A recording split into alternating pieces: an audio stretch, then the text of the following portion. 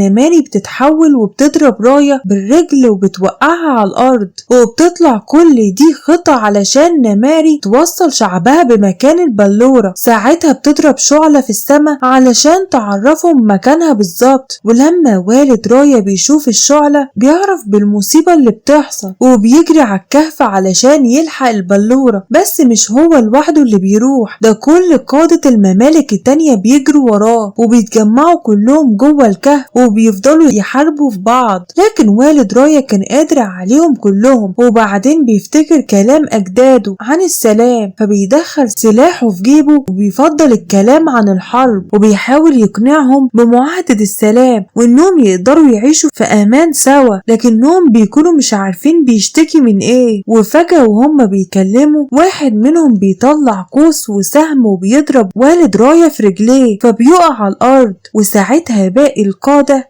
بيجروا يتخانقوا على البلورة، اتقلب المكان لساحة حرب لحد ما بيوقعوا البلورة على الأرض فبتتكسر لأكتر من جزء. وساعتها بتتحل اللعنة عن وحوش الدرون وبترجع تاني للحياة.